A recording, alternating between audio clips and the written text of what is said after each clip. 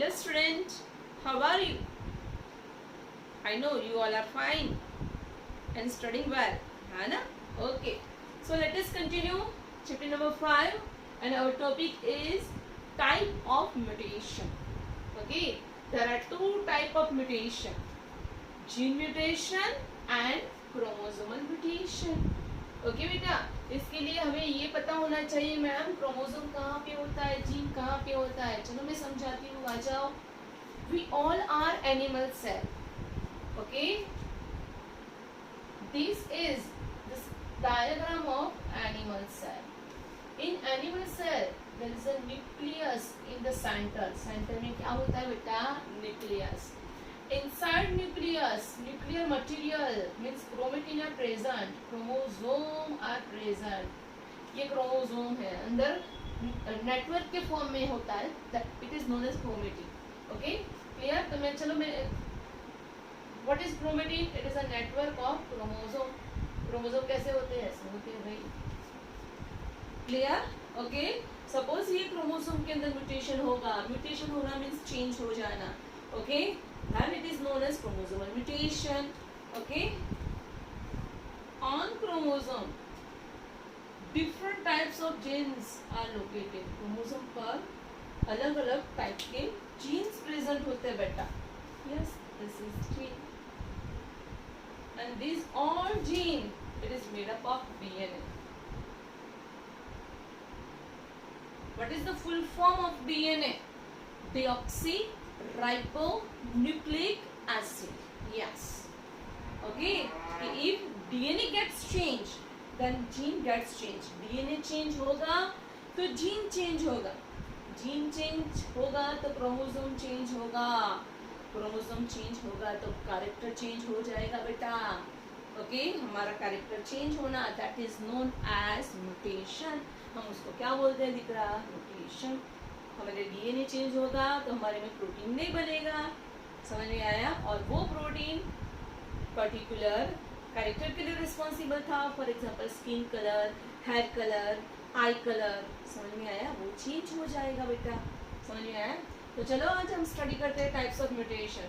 तो भाई gene mutation, gene कहाँ पे लोकेटेड होता है? Gene is located on chromosome.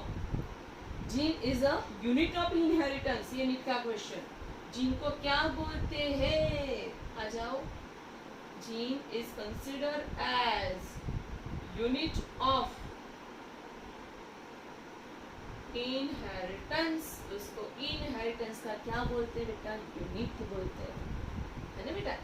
तो gene mutation is divided into two types, point mutation and frame shift mutation. Okay, अब पॉइंट म्यूटेशन क्या है मैं आपको समझाती हूँ.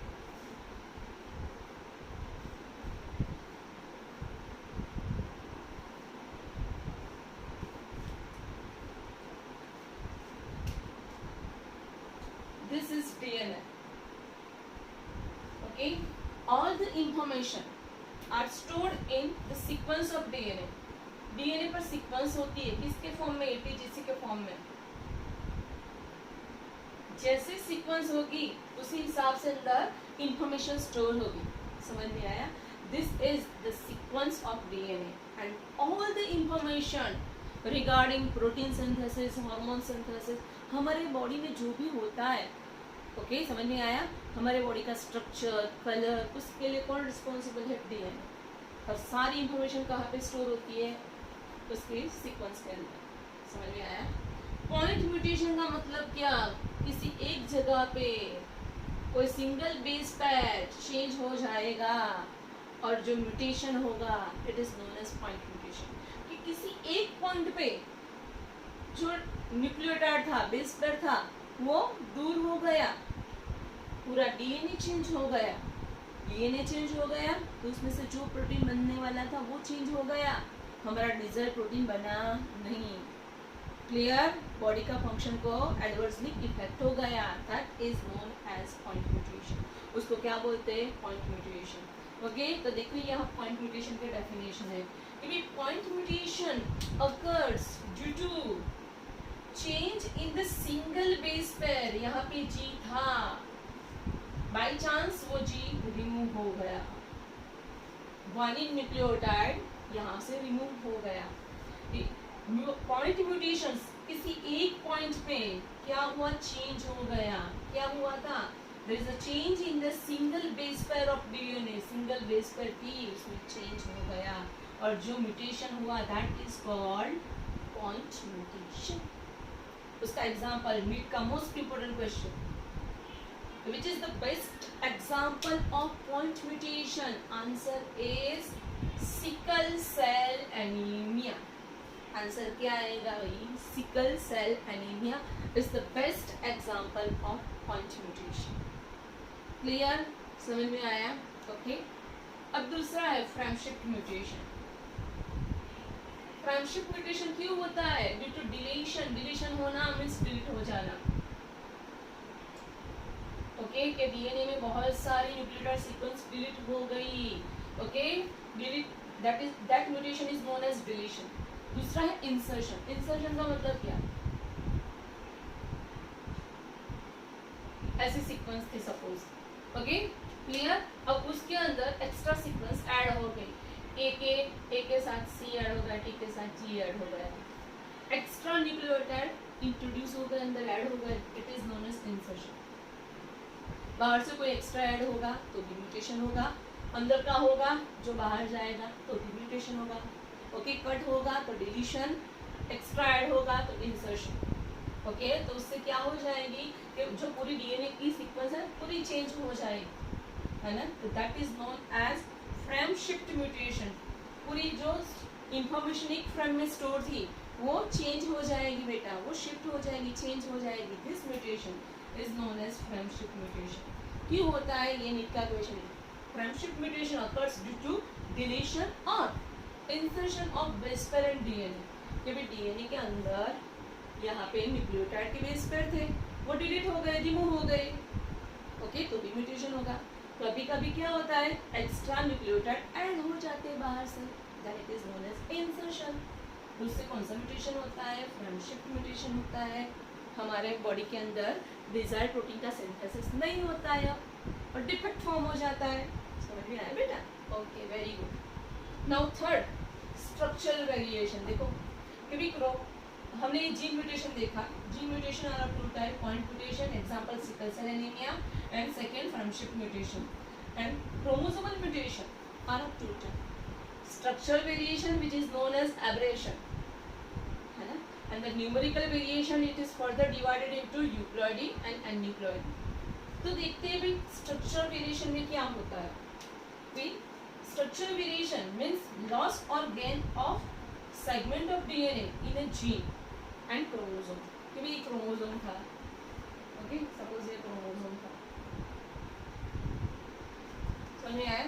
क्रोमोसोम का इतना पार्ट टूट गया, चला गया, म्यूटेशन आता है। ये पार्ट में जो जीन होंगे वो तो चले जाएंगे, वो जीन का फंक्शन कौन करेगा? वो जीन पर्टिकुलर प्रोटीन बनाने के लिए रिस्पॉन्सिबल थे, पर वो प्रोटीन में से एंजाइम बनता था, हार्मोन बनता था। अब वो जीन ही नहीं है तो वो प्रोटीन का सिंथेसिस नहीं होगा, हार्मोन का सिंथेसिस नहीं होगा, और जो खराब इफेक्ट होगी, जो डिजीज होगा, it is occur due to structural variation. Okay, कि भाई स्ट्रक्चर, क्रोमोसोम के स्ट्रक्चर में वेरिएशन आ गया, चेंज हो गया, और हमारा डिजायर्ड प्रोटीन बना नहीं। रीजन क्या, कि वो जीन था वो चला गया, इसलिए। ओके बेटा, स्ट्रक्चरल वेरिएशन मींस लॉस और गेन। गेन का मतलब क्या है कि भाई समटाइम कैंसरस सेल के अंदर समटाइम क्या होता है, एक क्रोमोसोम है, तो कैंसरस सेल के अंदर समटाइम्स दूसरे क्रोमोसोम का एक टुकड़ा आके यहाँ पे अटैच हो जाता है, this is known as insertion. Extra add हो जाना, जरूरत नहीं थी लेकिन किसी दूसरे क्रोमोसोम का पीसेस आके यहाँ पे चिपक गया, this is known as translocation. Trans means change की लोकेशन, किसने, क्योंकि क्रोमोसोम का टुकड़ा था उसने अपनी लोकेशन चेंज की। ओके क्लियर, तो वो भी किसका प्रताप है, स्ट्रक्चर वेरिएशन का, क्योंकि क्रोमोसोम का स्ट्रक्चर चेंज हो गया। ओके, ऐसा किसमें ज्यादा होता है, ये नीट का मोस्ट इंपोर्टेंट क्वेश्चन, कि भाई अल्ट्रेशन ऑफ क्रोमोसोम, अल्ट्रेशन का मतलब चेंज, क्रोमोसोम चेंज हो जाता है, इसके अंदर कैंसरस सेल के अंदर, मोस्ट इंपोर्टेंट। क्लियर, कि भाई जो लोगों को कैंसर होता है तो उसके अंदर कौन सा प्रॉब्लम होता है, स्ट्रक्चरल वेरिएशन, कि उसका क्रोमोसोम का स्ट्रक्चर चेंज हो जाता है। पर हमें पता है हमारे पूरे बॉडी के फंक्शन को कौन कंट्रोल करता है, डीएनए। क्रोमोसोम चेंज हुआ मीन्स उसके जीन चेंज हो जाएंगे, डीएनए चेंज हो जाएगा। समझ में आया बेटा? Clear clear. Alteration of chromosome is common in cancerous cell. Cancer cell के अंदर क्रोमोसोम का चेंज होना कॉमन है। क्लियर बेटा? ओके। और यहाँ पे न्यूमेरिकल वेरिएशन, क्रोमोसोम के नंबर में चेंज आएगा, then the mutation is known as numerical variation. 2 type के होते हैं न्यूमेरिकल वेरिएशन। एक कौन सा होता है, यूप्लॉइडी। ओके, आपको पता है ये ह्यूमन सेल कैसा होता है, डिप्लॉइड। ये हमारे हर एक सेल के अंदर कितने क्रोमोसोम है, 23 पेयर ऑफ क्रोमोसोम। तो हम कैसे है बेटा, डिप्लॉइड है। Okay, but by chance diploid का मतलब क्या है, ये हर एक पेयर के अंदर 2 क्रोमोसोम, बट बाय चांस हर एक पेयर के अंदर 2 की जगह 3 क्रोमोसोम आ जाएंगे, 2 की जगह 4 क्रोमोसोम आएंगे, समझ में आया, 5 क्रोमोसोम आ जाएंगे, तो then it is known as euploidy. उसको क्या बोलेंगे, यूप्लॉइडी। समझ में आया बेटा? कि भाई we all are diploid organism, means हमारे हर एक सेल के अंदर पैर में क्रोमोसोम है 23 pair. We all are 2n, 2n means diploid. Okay, but our ovum and sperm they are haploid. हमारे गैमेट्स हैप्लॉइड होते हैं, और जो नॉर्मल सेल है वो कैसा होता है, डिप्लॉइड होता है। बट बाय चांस ये diploid nature, diploid nature means हर एक पैर में 2 मेंबर होते हैं क्रोमोसोम में। ओके, उसकी जगह पैर में 3 क्रोमोसोम आ गए, 4 क्रोमोसोम आ गए, 5 क्रोमोसोम आ गए, तो उसको क्या बोलते हैं, उसको पॉलीप्लॉइडी बोलते हैं। क्या बोलते हैं, पॉलीप्लॉइडी बोलते हैं। समझ में आया बेटा? यूप्लॉइडी का मतलब क्या है, क्रोमोसोम का बढ़ना। और बहुत सारे क्रोमोसोम बढ़ जाएंगे then it is known as polyploidy. समझ में आया? ज्यादा बढ़ जाएंगे तो उसको क्या बोलते हैं हम, पॉलीप्लॉइडी। एन्यूप्लॉइडी। एन्यूप्लॉइडी का मतलब क्या है, कि हमें पता है कि हर एक पैर के अंदर कितने क्रोमोसोम होते हैं, 2। ओके, 2 क्रोमोसोम होते हैं, और उसमें से एक चला गया, सिंगल क्रोमोसोम पूरा चला गया, तो एक ही क्रोमोसोम बचा। ओके, 2 थे, एक चला गया, कितना बचा, एक ही बचा, then it is known as monosomy. उसको क्या बोलते हैं, मोनोसोमी। ओके, हर एक सेल के अंदर पैर क्रोमोसोम होते हैं। कोई एक क्रोमोसोम की पैर में से, सिंगल पैर में से एक क्रोमोसोम चला गया, तो कौन सा डिजीज होगा, मोनोसोमी। उसका एग्जांपल है टर्नर सिंड्रोम। ओके, आएगा आगे, डोंट वरी। क्लियर? ट्राइसोमी का मतलब क्या है, कि भाई हर एक पैर के अंदर 2 क्रोमोसोम होते हैं, उसकी जगह पे यह एक एक्स्ट्रा क्रोमोसोम आ गया। कितने क्रोमोसोम हुए टोटल, 2 + 1, 3 क्रोमोसोम हुए, that it is known as trisomy. समझ में आया? क्लियर? मेल के अंदर ट्राइसोमी होगी तो उसको डिजीज होगा, क्लाइनफेल्टर डिजीज होगा। समझ में आया? ट्राइसोमी मीन्स क्रोमोसोम के पैर के अंदर 2 की जगह कितने मेंबर का जाना, तीसरा मेंबर की एंट्री होगी। कोई एक ही क्रोमोसोम की पैर में होता है। और यहाँ पे पॉलीप्लॉइडी में क्या होता है, हर एक क्रोमोसोम की पैर में हो जाता है, दैट इज पॉलीप्लॉइडी। और यहाँ पे एन्यूप्लॉइडी में क्या होता है, कोई एक क्रोमोसोम की पैर में, सपोज एक क्रोमोसोम कम हो गया, 2 थे उसमें से एक क्रोमोसोम चला गया, तो खाली एक ही क्रोमोसोम बचा पैर में, then it is known as monosome. If by chance एक क्रोमोसोम की पैर में 2 मेंबर होते और यहाँ एक ऐड हो गया, तो 3 क्रोमोसोम हो गए पैर में, that it is known as trisome. उसको क्या बोलते हैं, ट्राइसोम। समझ में आया? क्लियर? ओके, तो भाई हमने क्या लर्न किया, टाइप्स ऑफ म्यूटेशन। नीट के एमसीक्यू के लिए मोस्ट इम्पोर्टेंट टॉपिक है, आपको ध्यान रखना है और परफेक्टली लर्न करना है। ओके बेटा, चलो, थैंक यू।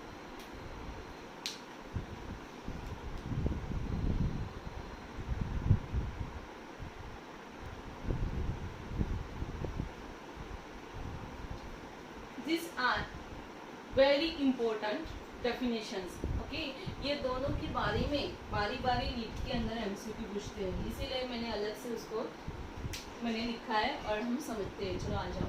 पॉलीप्लॉइडी मैंने अभी बोला था, पॉलीप्लॉइडी किसको बोलते हैं? ओके, कि भाई हमारे में क्रोमोसोम डिप्लॉइड होता है ओके क्लियर। अब हमारा सेल डिप्लॉयड होता है, मतलब क्या, डिप्लॉयड का मतलब क्या है कि भाई क्रोमोसोम पैर में होता है, one pair having two chromosome. उसकी जगह पे कुछ बार क्या हो जाता है कि ड्यू टू म्यूटेशन पैर के अंदर दो की जगह पे कितने क्रोमोसोम आ जाते हैं, तीन तीन क्रोमोसोम आ जाते हैं। ओके कभी कभी 4n हो जाते हैं, 4n मीन्स 4 क्रोमोसोम आ जाते हैं। Okay this situation is known as polyploidy. Ploidy means number of chromosome, poly means बहुत सारे हो जाते हैं, that is known as polyploidy. Okay we all are human and human is diploid. Diploid का मतलब क्या है, हर एक सेल के अंदर 23 पेयर क्रोमोसोम है और हर एक पेयर के अंदर 2 मेंबर है। क्लियर। 3n होना मीन्स 23 पेयर ही रहेंगे, लेकिन हर एक पेयर के अंदर कितने क्रोमोसोम बन जाएंगे, तीन तीन तीन तीन तीन तीन। समझ में आया, then it is known as polyploidy 3n। Suppose हर एक पेयर के अंदर 4 बन गए, 5 बन गए, समझ में आया, then the disease is known as polyploidy. क्या हो गया है, पोलीप्लॉइडी। ऐसा क्यों होता है, पोलीप्लॉइडी क्यों होता है, तो हमें पता है कि भाई सेल डिवीजन होता है। ओके कि भाई सेल डिवीजन कैसे होता है, देखो एक सेल था, ओके क्या हुआ कि सेल के अंदर सपोज 4 क्रोमोसोम थे, देखो आ जाओ 4 क्रोमोसोम थे, समझ में आया। ओके और उसने सोचा कि चलो हमें माइटोसिस करना है। ओके तो प्रोफेज में क्या हुआ, याद करो 11 साइंस चैप्टर नंबर 10 कि भाई ये क्रोमोसोम पहले क्रोमेटिन के फॉर्म में होते हैं प्रोफेज के अंदर, फिर मेटाफेज के अंदर क्या होता है, क्रोमोसोम ऐसे अरेंज हो जाते हैं मिडल में इक्वेटर पे, याद करो मेटाफेज। और मेटाफेज में क्या होता है, हर एक क्रोमोसोम के काइनेटोकोर्स के साथ ये स्पिंडल फाइबर अरेंज हो जाते हैं। Okay clear. ये कौन सा स्टेज, मेटाफेज। मेटाफेज के बाद क्या आया, एनाफेज। एनाफेज में क्या होता है कि भाई ये स्पिंडल फाइबर है ना, वो क्रोमोसोम के ऊपर की तरफ खींचते हैं, नीचे वाले स्पिंडल फाइबर उसको नीचे की तरफ खींचते हैं। तो उससे होता क्या है बेटा, देखो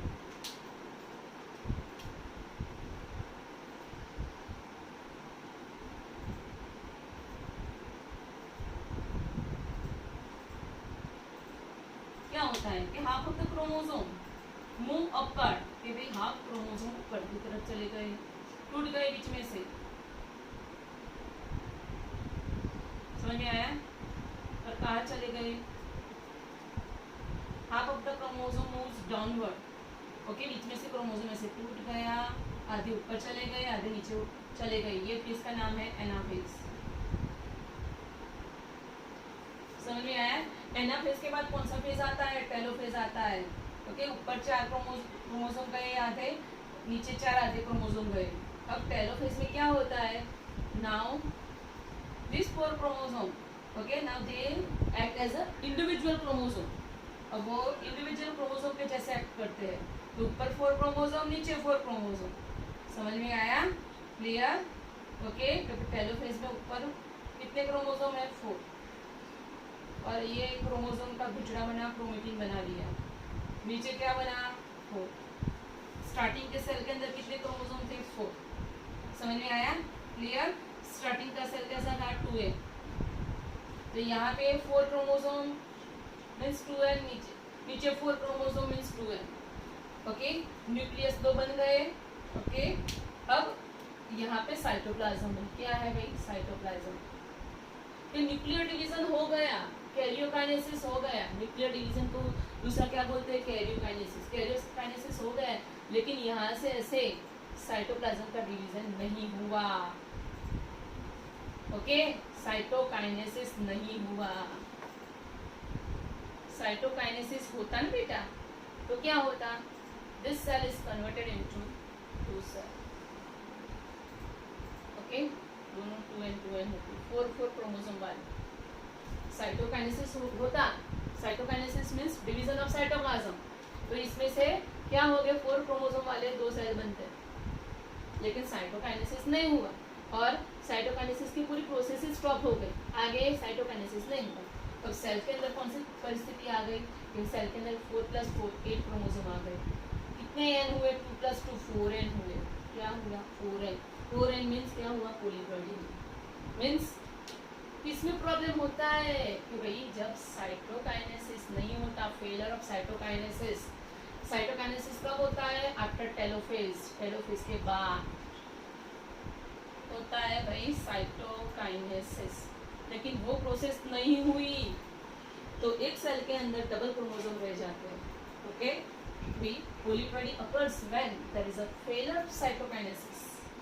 Failure of cytokinesis after telophase, phase of cell division, resulting an increase in whole set of chromosome. ये हमारा सेट कितना था? 2n था। 2n पूरा एक सेट इंक्रीज हुआ। 2n होना चाहिए था एक सेल के अंदर, ये तो 4n हो गया। क्यों 4n हुआ? साइटोप्लाज्म का डिवीजन नहीं हुआ, बीच में पार्टीशन नहीं आया, साइटोकाइनेसिस नहीं हुआ, इसीलिए क्या हो गया? पॉलीप्लॉइडी हुआ। मोस्ट इम्पोर्टेंट नीट के लिए मोस्ट इम्पोर्टेंट पॉइंट कि टेलोफेज के बाद साइटोकाइनेसिस होता है, लेकिन कोई कारण आ गया, कोई रीजन आ गया, साइटोकाइनेसिस फेल हो गया, नहीं हुआ, और इससे कौन सी कंडीशन क्रिएट हुई? पॉलीप्लॉइडी कंडीशन क्रिएट हुई। समझ में आया बेटा? क्लियर? अब देखते हैं एन्यूप्लॉइडी क्यों होती है।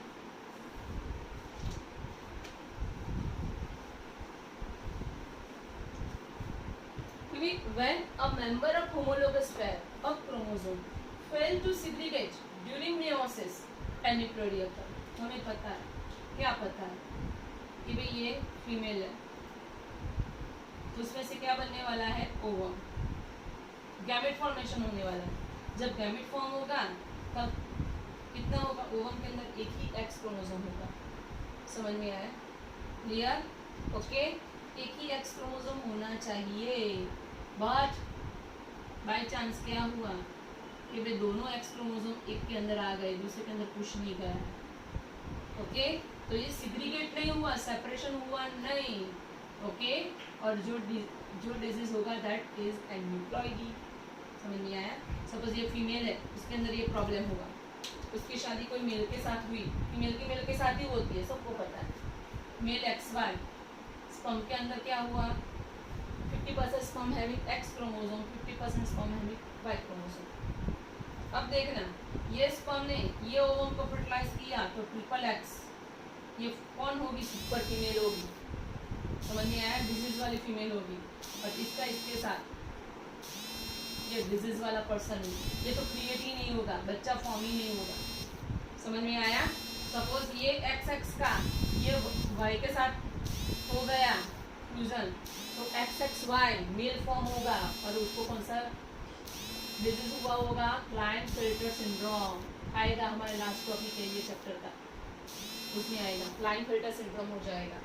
समझ में आया? तो भी क्लाइनफेल्टर सिंड्रोम ये सब है क्या बेटा? एन्यूप्लॉइडी की वजह से होते हैं कि जब गैमेट फॉर्म होते हैं तो जो क्रोमोसोम सेपरेट होने चाहिए वो क्रोमोसोम सेपरेट नहीं होते हैं। बाय चांस गैमेट के अंदर एक साथ दोनों क्रोमोसोम चले जाते हैं और दूसरे गैमेट में एक भी क्रोमोसोम नहीं जाता है, और ऐसे गैमेट जब फर्टिलाइजेशन में पार्ट लेते हैं तो उसके जो बेबीज आते हैं, जो उसकी प्रोजेनी ऑफस्प्रिंग आती है, वो डिजीज वाली आती है। Okay, and that disease is known as aneuploidy.